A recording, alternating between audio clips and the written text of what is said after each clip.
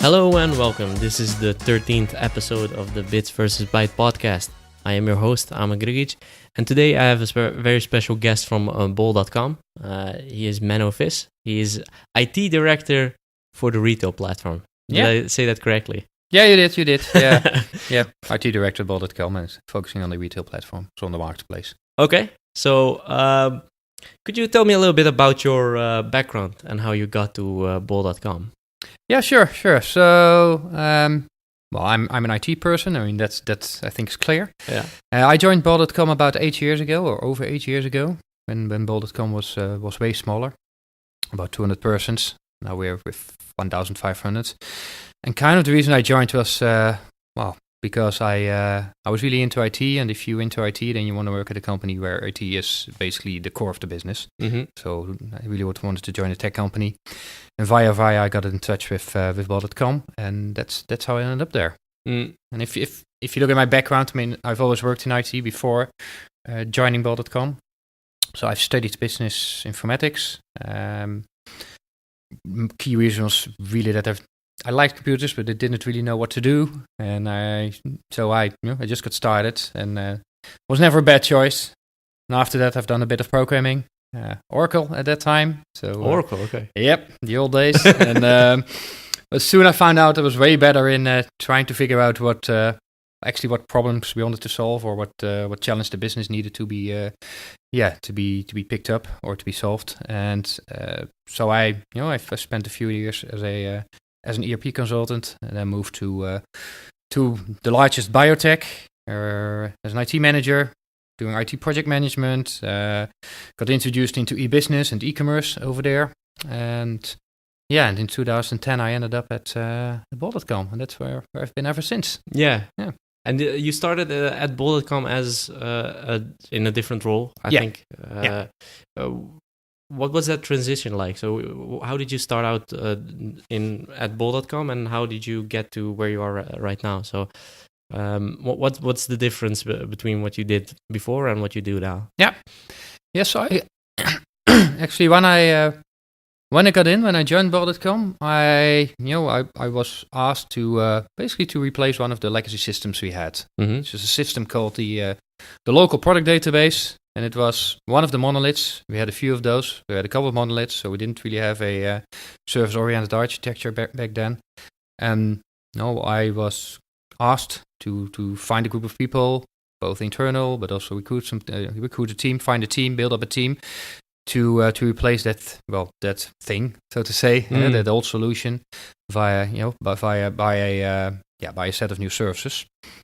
And that was actually the first year, and the key reason to do that was that at that time bol.com had the ambition to grow much faster than they'd ever done before. Okay, and that's still the ambition. But back then we were way smaller. We were not selling into that many categories yet, and we had the ambition to accelerate our growth by introducing new shops, by entering new markets, by selling new products.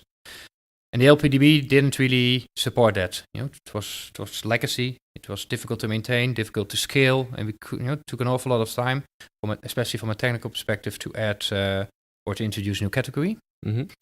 And so we could do better. So I found a group of people, and we basically started working and started building a set of services. And I was, you can call it the project manager or the program manager. Okay. And after a year or so, we sometime during 2011, summer 2011, we were good on track. We were moving forward. We were actually launching new services. We were migrating to the new setup, and bol.com was still growing. And Yuri, my manager at that time, still my manager by the way, he asked me if I wanted to start leading the software development organization, and cool, which was a kind of different role, but with similar ambitions. I mean, we had 9 Scrum teams back then.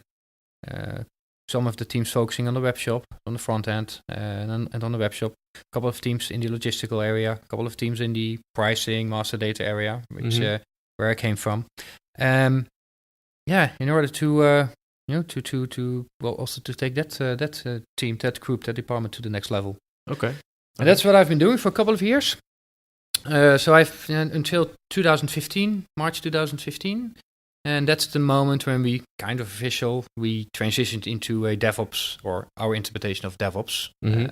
So we changed the way how we're organized. So where in the old days I was responsible for software development together with a large group of people. We built software in those Scrum teams, but when we were done building the software, it was kind of handed over to the operations department. They released it to the next environment, to the test environment, to the acceptance environment, and finally to production. And it was out of our hands.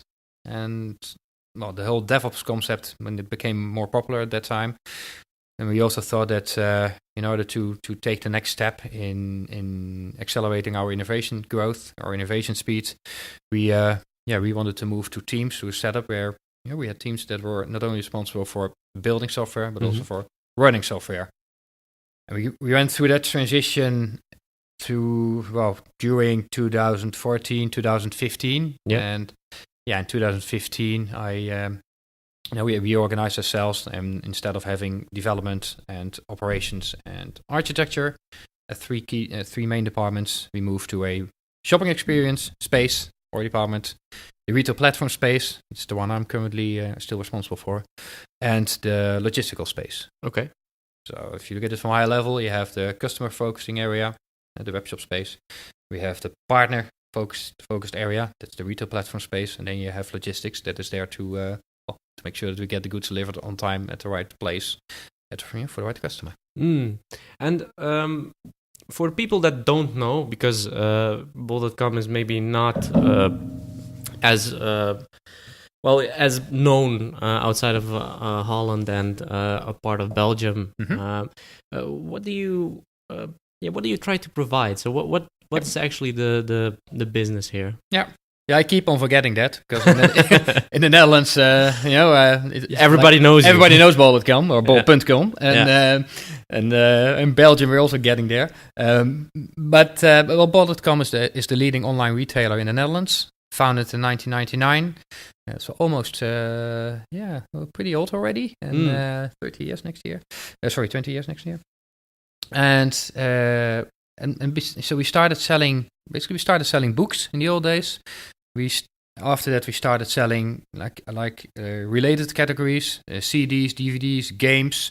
Then we moved into more physical type of products, the electronics, the appliances, and we've moved on ever since. And only recently, a couple of weeks ago, we also launched our liquor store. So we're selling wines and whiskey and whatever, booze.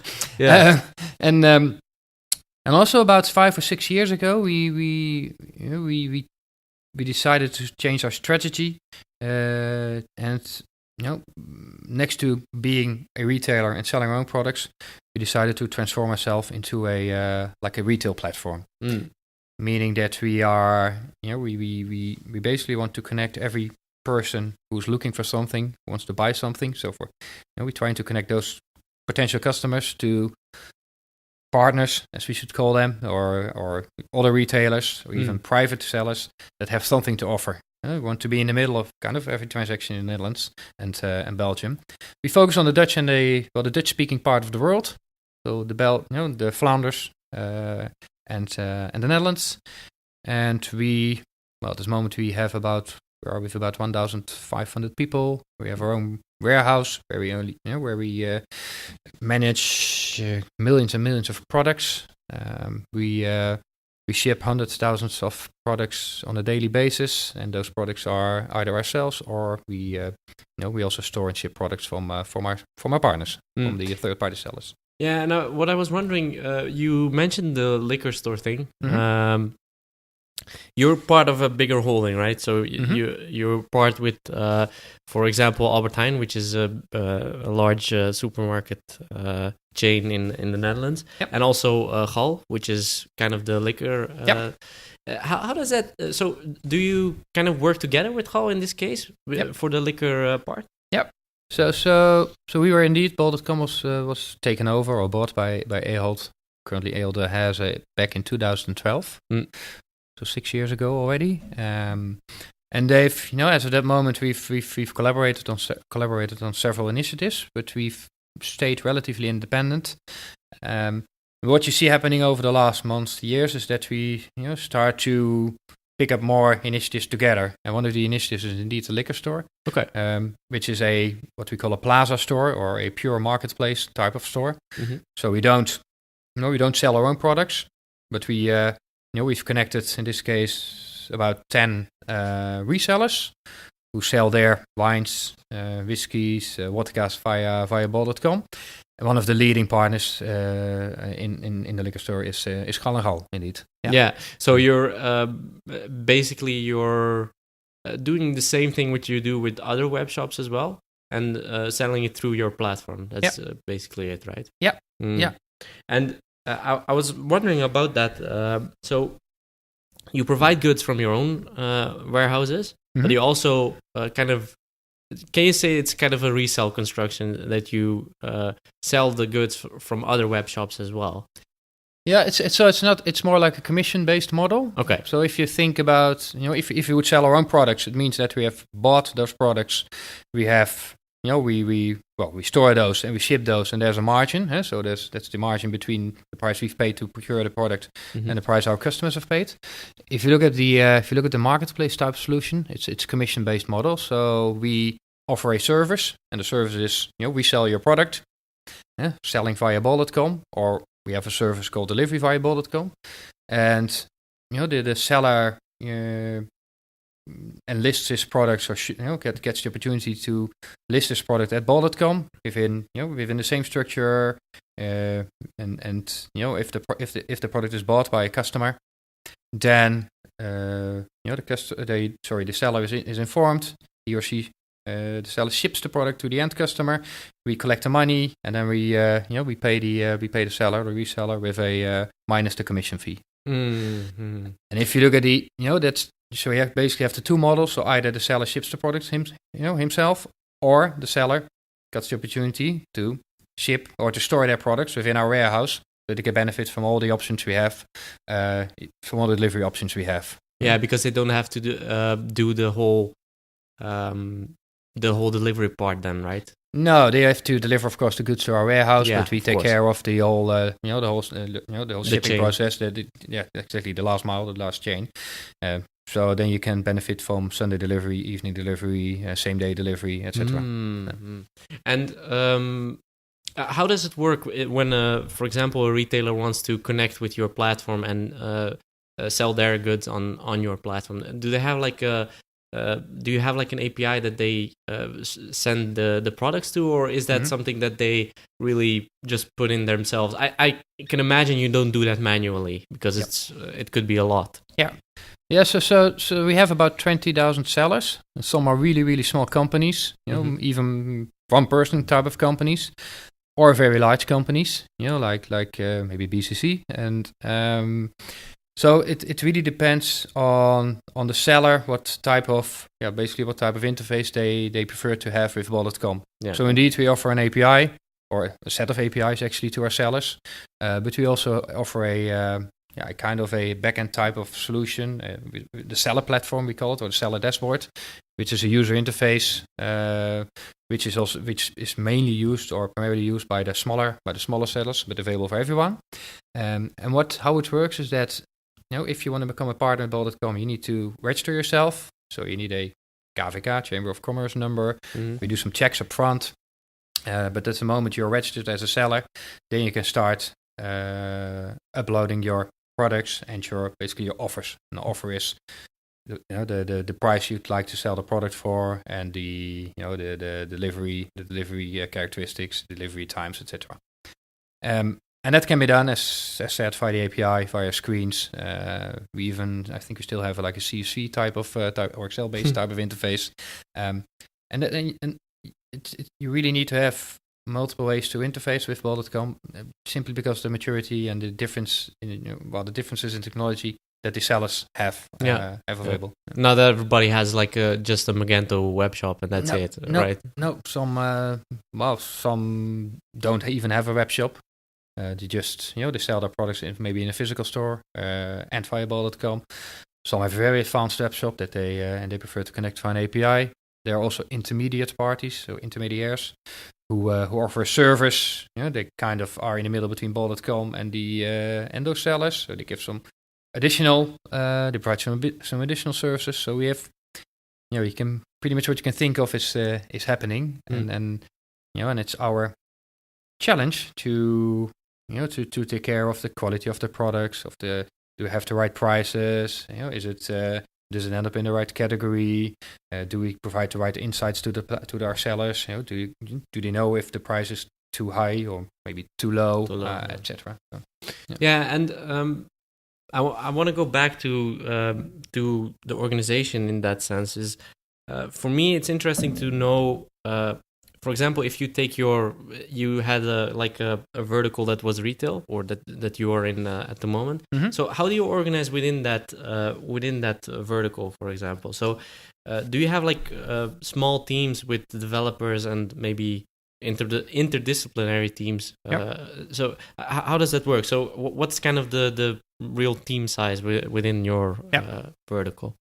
So if you look at the entire department, which we call the retail platform space, so that's the IT department responsible for the retail platform.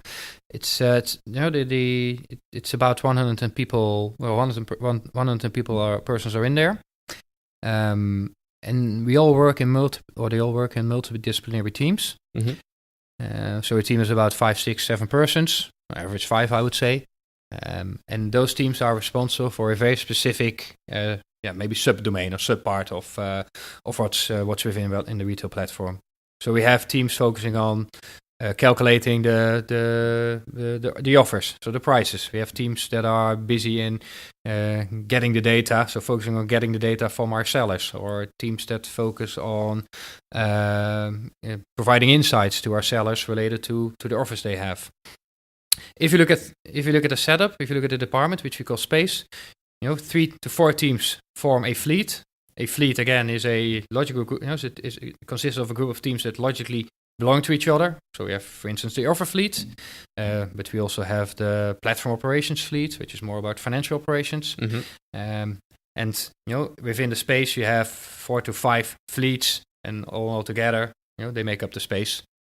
And if you look at the IT organization as a whole, you have 3 spaces, as I said. The logistical space, the webshop space, and then the retail platform space. Mm-hmm. And that's something that came over time, of course, because you pretty much started probably with bigger teams working on one specific thing, or was it already kind of in the plans to get that kind of organization running the way you're doing it right now? Yeah, so bol.com moved to agile teams within IT back in 2009, so even before I joined. So Scrum. It's pretty early, yeah. It's pretty early, and the key reason is that that time we were struggling with a large project, and Waterfall didn't seem to work out. Mm-hmm. So we decided to take a different route. So we moved to Agile, and actually we've evolved Agile to where we are right now. So we moved from Scrum teams to, we could still call them Scrum teams, but more to DevOps teams. So if you look at a team within, for instance, the retail platform, the team is responsible for building the software, but also for figuring out what has to be built. So for analysis, for building, for deploying, for moving it to production, for running, and also actually running also includes the monitoring part. So and in the end, the teams are responsible actually maybe on Earth to make things better for our customers or for our partners. We're not in the business of making software.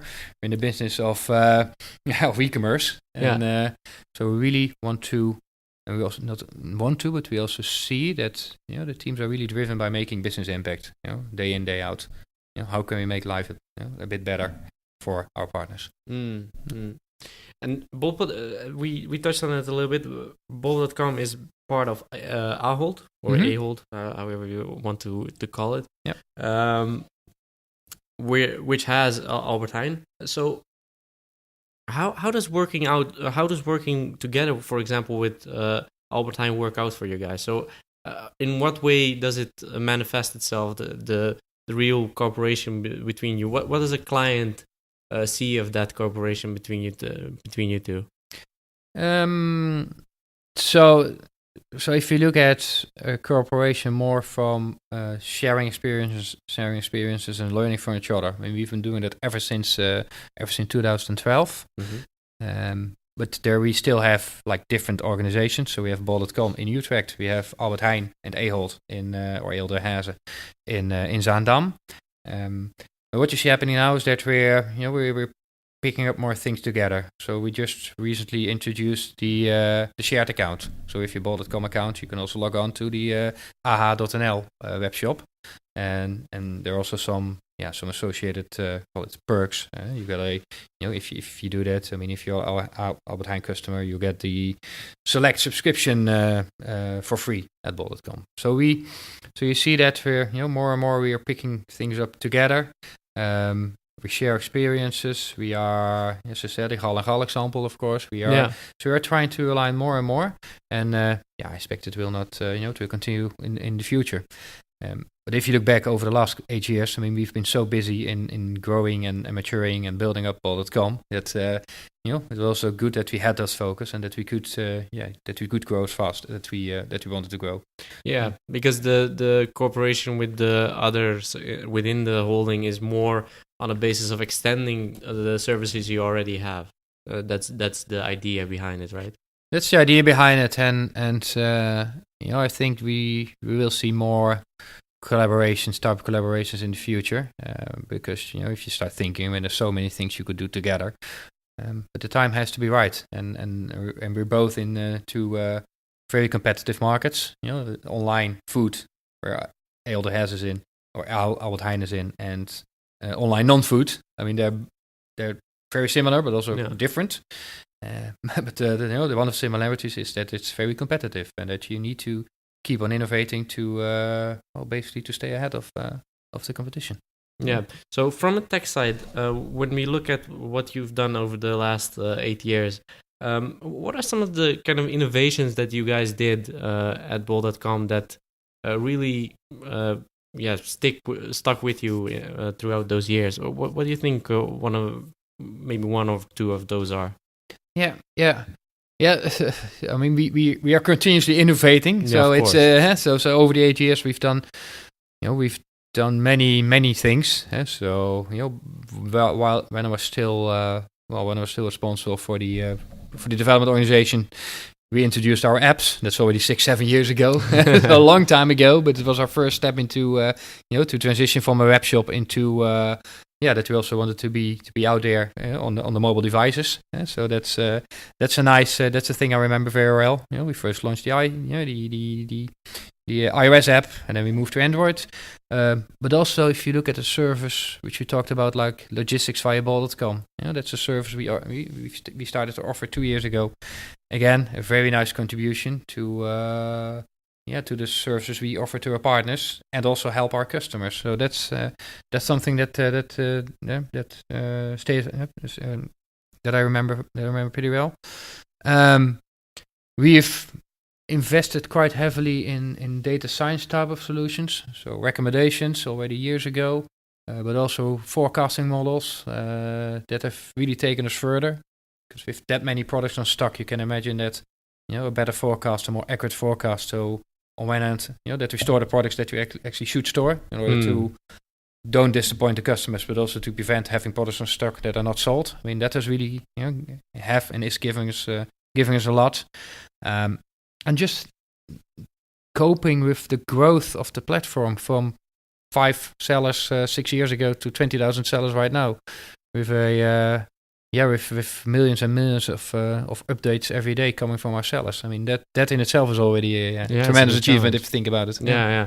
And what were kind of the biggest challenges that you had within those growing? Because every organization that's scaling this fast in this many years always has some kind of growing pains. I talked to Daniel Gabler from Picnic the last podcast, and there was always some kind of challenge within scaling up these kind of organizations. So what do you feel the biggest challenge was on your end when working at bol.com? So I think like a more generic challenge at bol.com is that we have 1,000 ideas, but we only have the capacity to pick up like 100 maybe or 10. And and so the challenge is, how do you pick the right one? How do you make sure that you move forward in those areas that that have most potential, that have most value? So you do start experimenting and you do start to gather feedback as soon as possible. But that's not always easy, because it's not always easy to experiment in a type of physical world. And, but if you look at and if you look at it more from a technical perspective, we transitioned from a kind of a monolith type of architecture to a service-oriented architecture. So we have hundreds and hundreds of smaller or small microservices. Yeah. So how do you keep the overview, and how do you make sure that we, that all the services still somehow are aligned, highly cohesive, loosely coupled, and actually that same challenge also goes up from an organizational point of view. With many more teams compared to 5-6 years ago, many more people. How do you make sure that we, that we keep the good things, but still move much faster with the enormous amount of people that we have compared to the old days. And also there you see that you need to have some kind of alignment.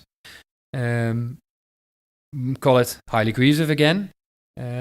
But it has to be loosely coupled, because you have to minimize the number of dependencies. And that's really a challenge for a company like Bol.com, because we are not on, if you look inside, we have over, right now within the retail platform space, we already have like 25 teams.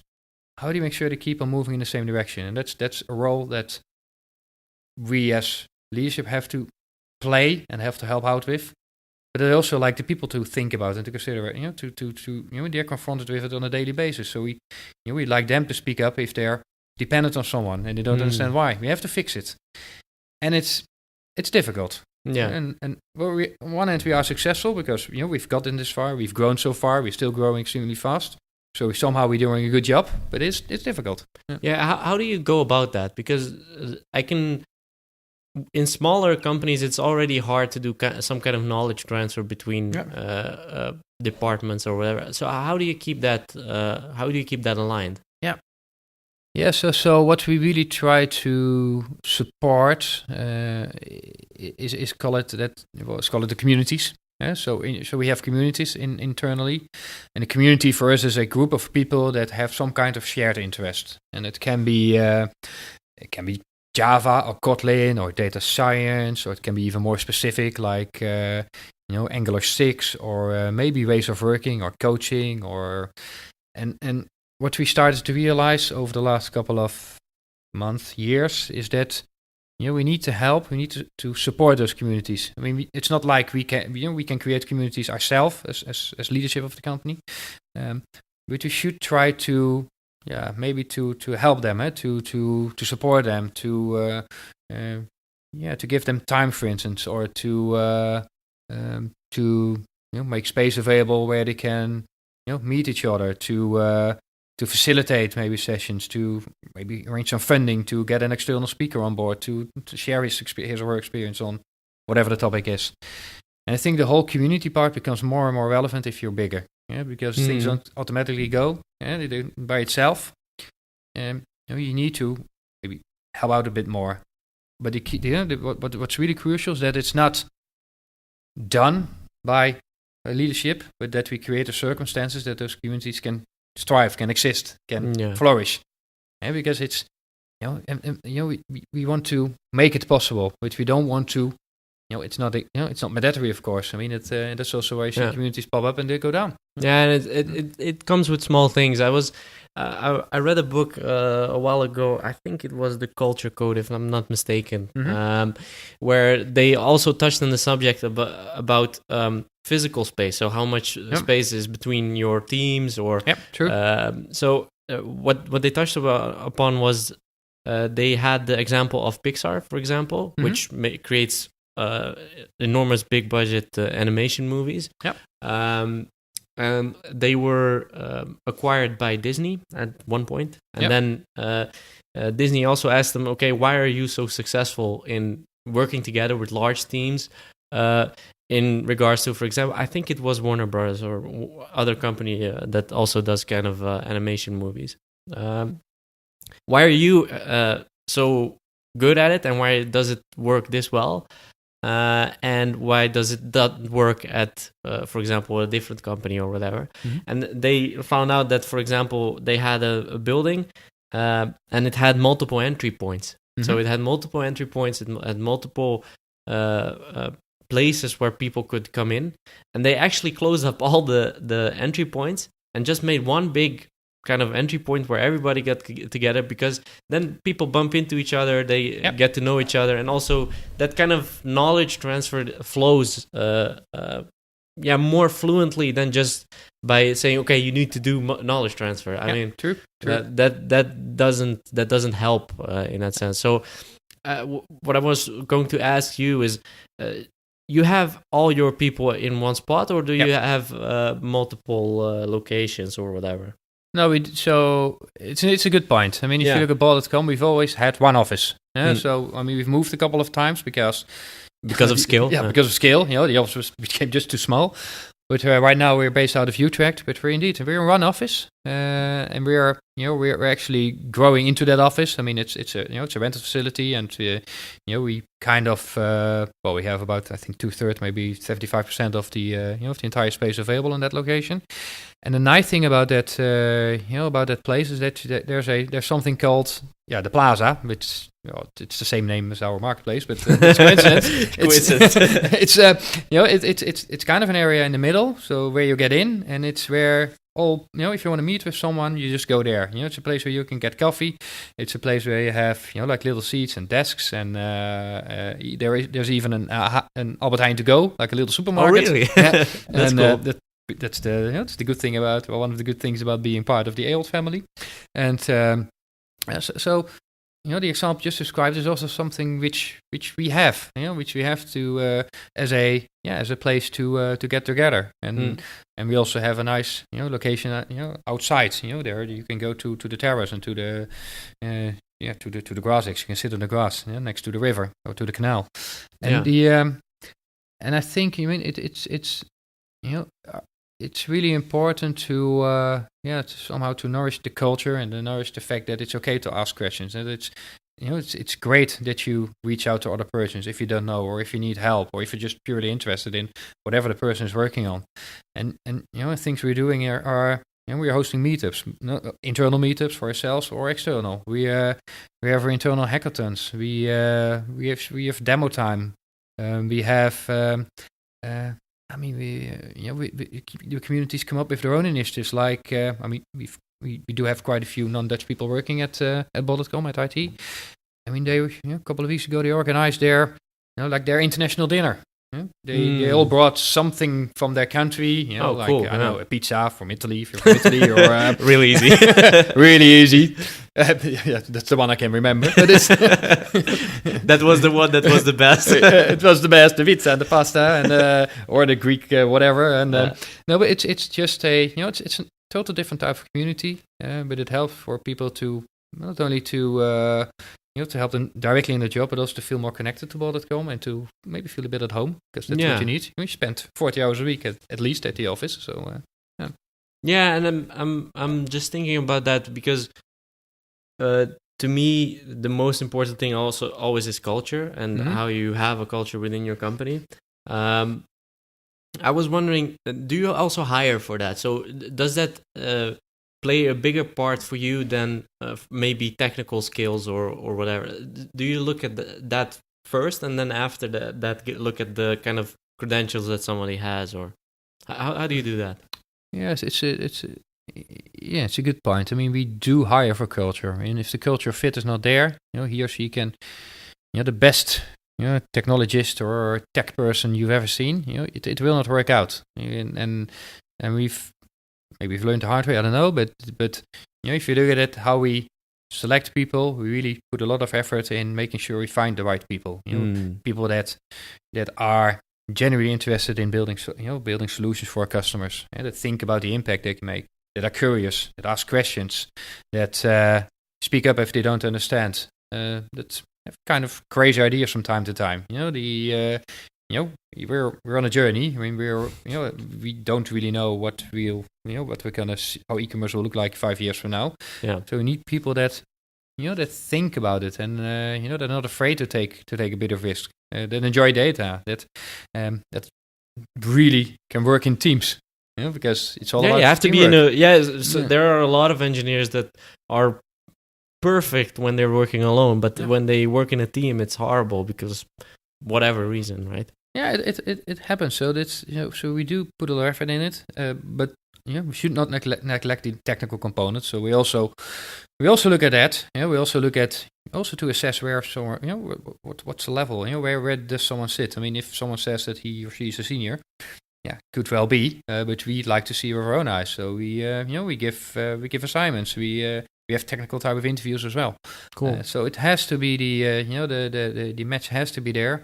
And we also try to make sure that at least 4 to 5 persons have an interview with the person at the same, not 5 rounds, often at the same time, because we also know that we try to prevent bias, which is not always easy. Doesn't always work. I mean, it's really hard to assess somebody based on just a few conversations that someone has, right?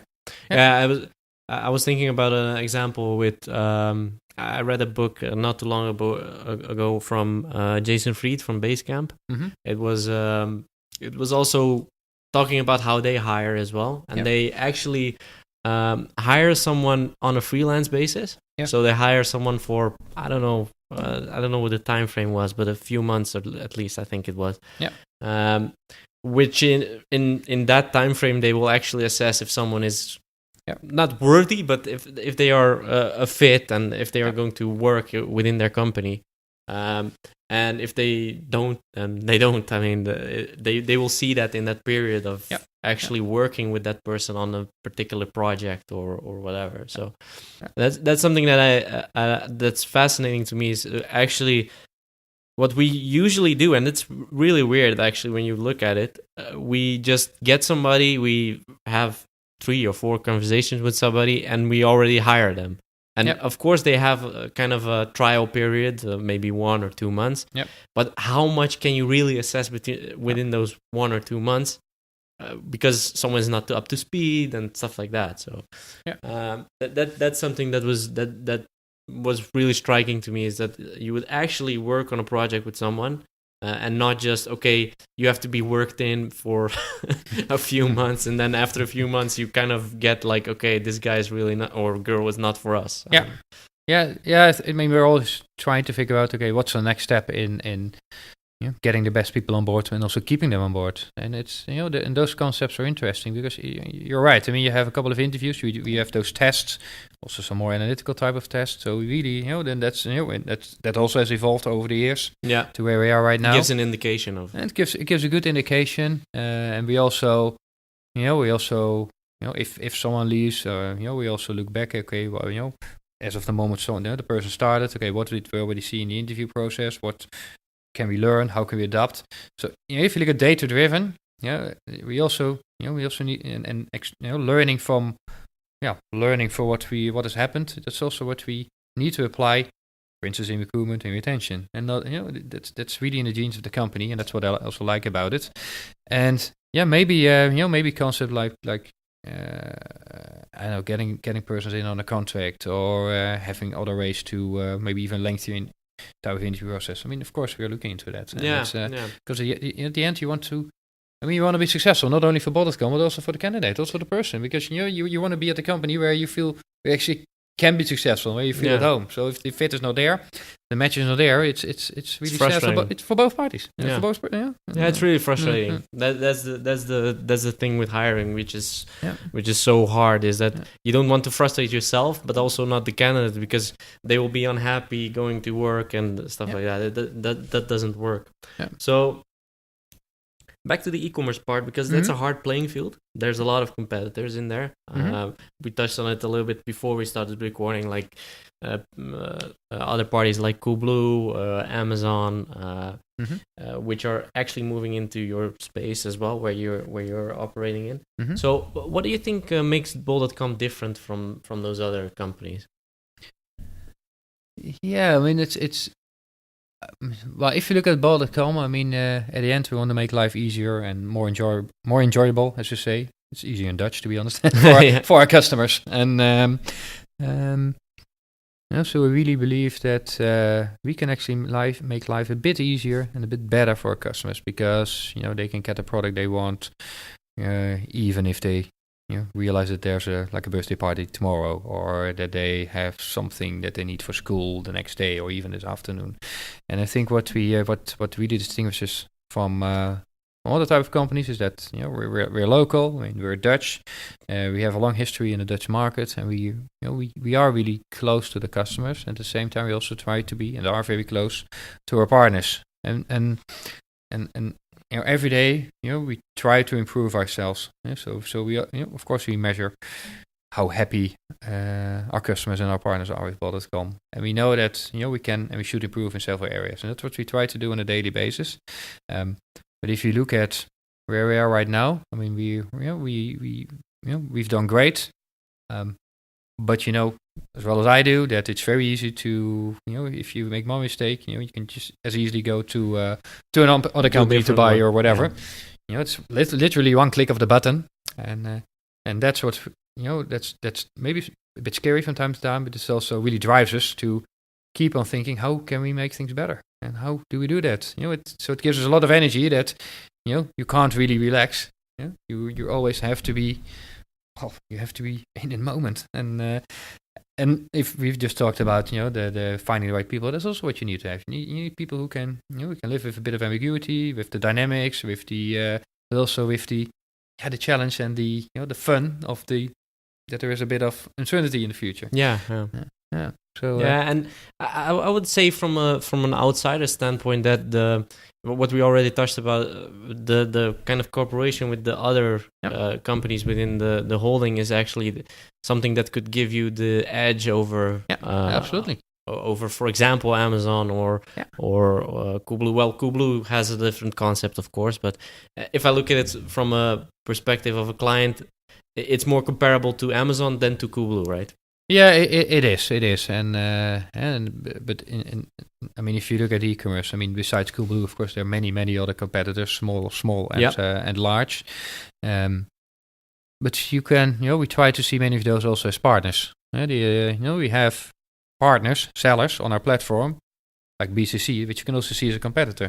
But we've reached a conclusion together that we can both benefit from selling through bol.com. Exactly. So and that's another way to look at it. And as you said, I mean, collaborating with other companies within the ALD Haas family and learning from each other. So, I mean, the fact that you can pick up your material or your products at Albert Heijn, I mean, that's a great benefit. I mean, there are Albert Heijns all over the Netherlands, and you can also return them over there. The people can help you out over there, and that's we didn't even touch upon that. But the fact that we're online, but we're also present physically in the Netherlands, I think that also helps. You see the bol.com sign in those the service because I've used it a few times, because the big thing here is that, for example, Albert Heijn is usually open until maybe 8, 9, even 10 o'clock in the evening.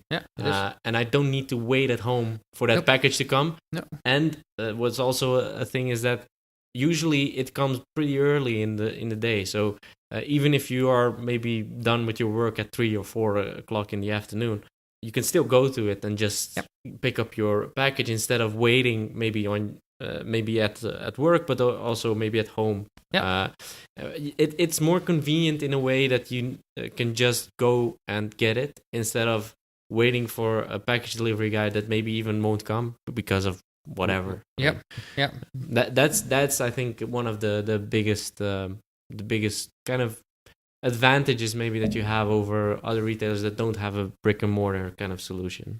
Yeah, and it's also the it's really different from person to person, and that's also what we know and what we've realized over the years. I mean, you need to provide flexibility, and the flexibility in where you want it to be delivered, when you want it to be delivered, at what time, and at the Albert Heijn or not at or maybe somewhere else, and that's. I think more and more you see that in general in e-commerce. I mean, you see the omni-channel type solution. I mean, that's what you see happening. Physical and non-physical world. It's a hybrid solution. I talked to that about that with Picnic as well. Asking them, okay, what do you think? Maybe a picnic store would also be kind of something that they could do in the future, right? Where you could just pick up your stuff instead of waiting for the guy to come by your house or girl by your house. So, what are some of the innovations that you think are going to change the e-commerce space? So, there are a lot of movements into the kind of voice stuff. Maybe ordering through just Amazon Alexa or Google Home. What do you think the innovations will be? Yeah, well, we're also experimenting with Google Home, with voice. And so it will play a role. I mean, we're just not sure how yet. I don't think anyone really knows how it will look like in the future. It's still gimmicky. That's the problem. It is a bit gimmicky. It's not perfect yet. It's but also for us, also for other companies, I guess, it's good to experiment and to start just using it and to see how it can add value. And you can well imagine that that you indeed start using it as to build up your shopping basket. You think of something. Hey, I run out of I don't know of juice or washing detergent or whatever. Yeah. Or wine, so please add it to the basket. The moment you think about it, and so I mean, we already have the graphical interface. We've had screens for a long time. So we've moved to mobile, to smaller devices that you always have on you, and I think the next big thing will be voice, and maybe later I don't know what will happen with smell or whatever. So because if you order something, for some products you like the smell. How it's like you can't, and detergent, for example, which is a good example. Detergent or perfumes or and I think what's important for a company like Bol.com is that we keep on experimenting with it and that we build up the experience without even knowing what the real added value will be or how it will evolve. And in this case, we've been doing it with Google Home, and it's the same with. If you more look at solutions like machine learning or data science, that's of course another area that will. That has gained already a lot of momentum and will go much further in the future. And again, there we do have quite a bit of experience, and the challenge is also to do it on scale again. I mean, everyone can create a like an experiment, use some kind of nice data, nice algorithm, maybe from the Google Cloud Platform, TensorFlow, whatever. But the trick is that you can do it, hundreds of thousands or million times a day, as part of every transaction or every request or every. How do you scale? And how do you make sure that it's it's always the right algorithm? And that's the trick for many of those things. It's relatively easy to do it one-off or for 100 products or for 1,000 customers. Yeah. But how do you do it for all? And how do you do it continuously? And how do you do it in such a way that it indeed will make life better for customers? Yeah. So what are the kind of numbers we're talking about? For example, in a ballpark figure, what kind of numbers do I have to think about transactions a day, for example? So if you look at the number of orders, actually orders that have been sold, it's in the area of hundreds of thousands on a daily basis. If you look at more from a technical perspective at the request per second from a webshop point of view, it's 2,000, 2,500. It will be way more if we increase the season. So, and if you look at, we already talked about the number of partners. We have 8 million customers in the Netherlands and Belgium. We have about 16 million unique products for sale. So you can order them right now to be delivered. Well, not all of them tomorrow. But, of course. A couple of million of those are to be delivered tomorrow, and the rest, the next couple of days. So it has become huge. Did you think that would happen? Looking at it from you've been with the company for a pretty long time. Yeah. Did you think it would get to this scale this quickly? Well, if you look back, I mean, sometimes you dreamt about numbers that you've easily made already. Because back then, as I said, about 200 persons. I would say 10 times smaller if you look at the revenue. 6 million products maybe, and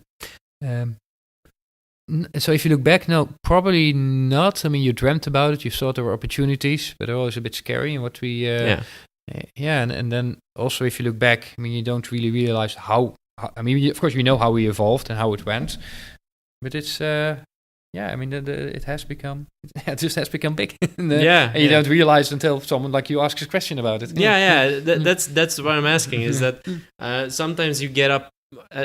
Actually, I forgot to ask Daniel the last time he was here. I asked him after the podcast. I was like, okay, but how does it feel for you to see like a picnic car driving on the road, right? Yeah. It's, I think, the same thing if you go into an Albertine and you see like the ball.com sign, right? Yeah, or you see, I mean, that's also still pretty impressive. I mean, sometimes you see, during Sinterklaas or Santa Christmas, you often see pictures of a warehouse or PostNL, their distribution centers. And if you look at the ball.com packages, on those, over there, I mean, they're always there. You can immediately recognize them. So that's already a sign that, like I don't know what the percentage is. I have no clue, but a significant part of the shipments in that period are from ball.com. And it's really nice to see. Or if you see a truck, PostNL truck unloading, delivering something. You see the ball.com you see the packages. boxes. Yeah. And I mean, that's pretty cool because you're working on something that's actually physical. Yeah, you're working on the software, but actually there's a physical thing. All the people that know ball.com, so that you never have to explain, or at least not in the Netherlands. You never have to explain where what do we do. I mean, maybe you have to explain what you do, what I do. Yeah, but not cool ball.com. Really, yeah. So, what are you most proud of to wrap up the podcast? What are you most proud of since you joined the ball.com? Yeah. I thought it's a big one. It's a big one. But I mean, not so long ago, I got the same question from a couple of teams back at the office. And what I'm really proud of is that I've seen people coming in and that have really managed to develop themselves, to grow, and to make a difference for ball.com. And what I really like is the fact that there's so many great people out there. We've been capable of finding those people, and not only to find them, but also to give them the opportunity to grow. And also, if you look at, I'm really proud of the team that I'm part of, the retail platform space management team, with a bunch of people that all of them, they were like engineers before, so they stepped into the role of becoming a manager because we did see potential. We saw there seemed to be a match or a click. And we're doing great. I mean, and that gives me a lot of energy. On a daily basis, working with people that can make a difference, can inspire you. That's what gives me a lot of energy, and that's what I'm proud of. And and scaling to this amount of people, but also the website, I think, right? Yeah, that's really cool. That's really cool. And that's and just walking into the office on every day and see the plaza, get a cup of coffee with someone, and then go to AHA to go. Go to AHA to go. Get a good coffee, which is cheaper than AHA to go at the train station. So very cool. Very cool. I would like to thank you for your time. Thank you for being here. Thank you. It was a really interesting talk from my perspective. I hope you enjoyed it as well. Yeah, fun. Thank you, and good luck with the podcast. Thank you. You can find bol.com on bol.com, of course. It's bol.com. As you mentioned, it's mostly delivering to Belgium and the Netherlands. We ship to the rest of the world as well, but you have to pay some shipping costs. So yeah. So for the listeners, you can find the Bits versus Bytes on bitsvsbytes.com. We're on Spotify, SoundCloud, iTunes, and of course, you can listen to us on TuneIn as well. Stitcher as well. There are a lot of platforms for podcasts. And of course, you can follow us on social media on Instagram, Twitter, and LinkedIn. It's all Bits vs Bytes. And I would like to thank you for joining us. And until next time.